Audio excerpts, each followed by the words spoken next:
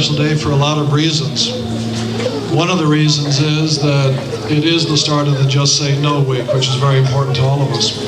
Another reason is that we have some very important guests, and we will meet them in a few minutes. But right now, our most honored guest, the person who is the most famous person supporting all Just Say No efforts, and the former First Lady of the United States, Mrs. Nancy Reagan.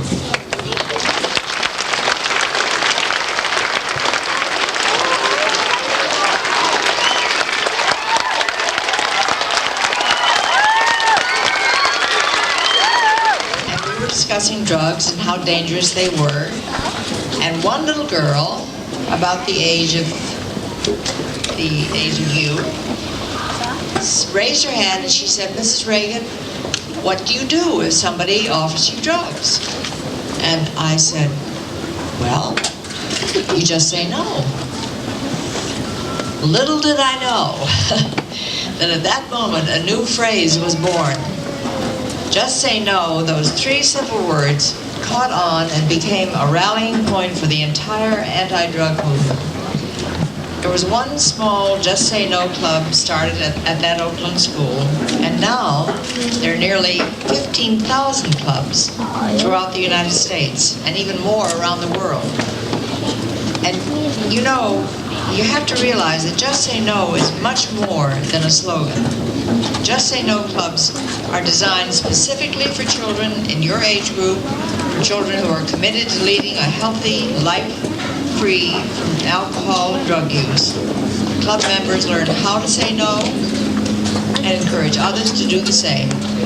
So let's briefly summarize the 3 steps that you learned in the skit a few moments ago, which I thought was very good.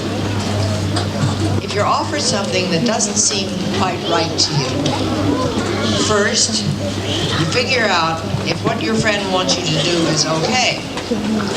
Sometimes it's easy and sometimes it isn't.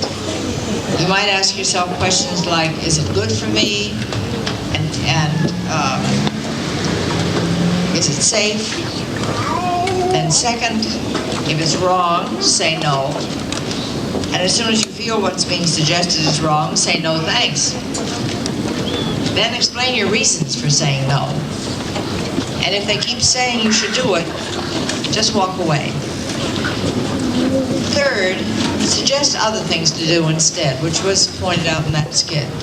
Just Say No club members learn a lot of fun, interesting things to do, so you could suggest something that you've learned.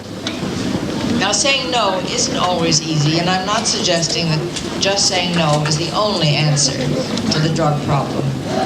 However, if children begin to say no at an early age and teach other children to do the same, then maybe someday there won't be any need for the treatment centers and other programs for those already on drugs. I believe that hope for ending the drug epidemic begins right here. I want you all to lead happy, healthy, drug-free lives. And I want you to have fun, not fear. I want you to be strong, not sad and weak. There's a big, bright, wonderful world out there waiting for you. But you have to be bright-eyed and clear-minded, and you must be your best to take full advantage of it. Now we'll lead the pledge. I pledge to lead a drug-free life. I pledge to lead a drug-free life. I want to be healthy and happy. I want to be healthy and happy. I will say no to alcohol. I will say no to alcohol. I will say no to tobacco. I will say no to tobacco. I will say no to illegal drugs. I will say no to illegal drugs. And I will help my friends say no. And I will help my friends say no. I pledge to stand up for what I know is right. I pledge to stand up for what I know is right. Congratulations. And thank you again for inviting me here today. I'd like to invite our student ambassadors from the Just Say No Club to come up here now for a couple presentations from Mrs. Reagan. Girls, will you come on over now?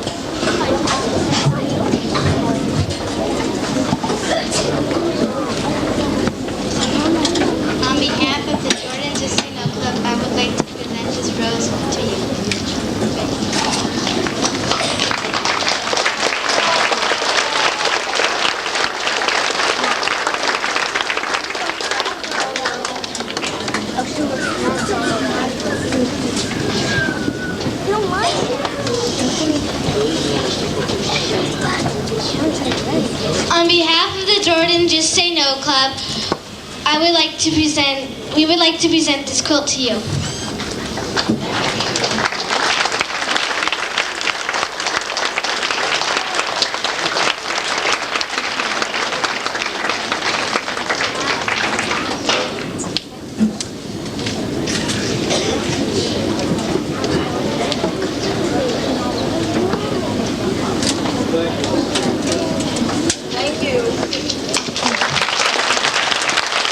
Mrs. Reagan, on behalf of an enthusiastic bunch of Jordan boys and girls, we thank you again for honoring us with your presence. And boys and girls, you deserve some credit too, because Jordan students who have formed the Just Say No Club have done a lot of good things, not only for our school, but for our community. And you've had the support of a lot of fine people. It's your honesty and your dignity. Don't never let them take it away. Ooh, yeah. How's it feel being the president's wife? Well, if the president's Ronald Reagan, feels fine. No, it's you're given a unique opportunity that you're never given again. You have a platform that you will never be given again. In my case, it was to talk about drugs. And it took, we were talking about it before I came outside. It took about 9.5 years to get to do that. Now it's 9.5 years. But I had the advantage of being in that position, so that I did a lot of traveling for 5 years, a lot of talking. But I think it paid off. Hope so. How did you feel when they said that your husband was going to be president? I couldn't believe it. I couldn't believe it. What year did Just Say No start? When was I in Oakland? Oh gosh. You asked me something I don't know. It was when I was at that trip in Oakland, and a little girl asked me a question, and that's when it started. Right. Oh, it was before that, wasn't it? Wasn't it? I don't know. Anyway. Yes. How did it feel being the first formal lady? How does it feel being the first what? Formal lady. Formal lady? Well, it's fine. You have a little bit more privacy than you had when you were at the White House, and that's nice. You have your own home, and a little more normalcy to your life, which is good. When your husband was running, did you think he was going to become president? No, but then I never thought that we were going to win anything. I mean, I never thought he'd be governor of California. I always run scared, as they say. I never believed it. Did you always have company? At the White House? Yeah. No, not always.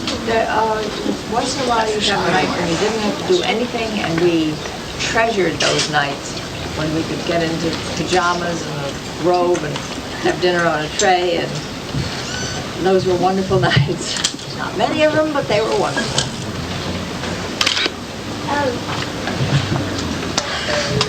Speak up real loud so Mrs. Reagan can hear, what, okay? honey? You seem to have to talk to kids about the Just Say No Club, or you relax, or do you tell? No, I don't feel embarrassed. The question was, how do I feel when I get up to talk to the kids about drugs? I don't feel embarrassed, certainly. I hope. Well, after a little bit, but then after you've done this for a while, you get less nervous, and you just hope that the kids are really listening to you, and you're making a difference and saving lives. And I got a lot of letters in the White House, I still do, that indicated that I was saving lives, and that's important. You could just say, wow. You thought of what you were going to say. Did you ever get bored? Did I ever get bored? No, there wasn't time to get bored. No. Were you nervous when you came to being talking from just No, I don't know. I did so many of it, so much of that, talking to television about Just Say No. Because that was part of getting people aware of the problem. In the beginning, nobody would admit there was a problem. And I was saying, I think to you, inside. In the very beginning, it's hard to remember back that far, but nobody thought that there was a problem. Stand-up comics were making jokes about drugs. Movies were making jokes about it. Records. Well, all that's gone. Now everybody's talking about drugs, but for 5 years they were not talking about drugs. It took a lot of talking, a lot of TV. Yeah. Well, How do you feel about our show? I think it's great. Just great. And I hope that we can get everybody in the school to join. Because that really is where it's going to start. You know, I think all the other programs and everything at a higher level are important and so on, but it really all starts with each person.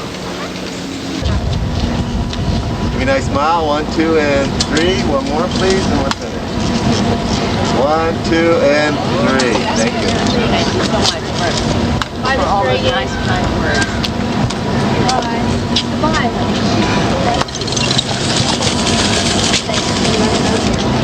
Children, just say no. It's your honesty and your dignity. You'll never let them take it away.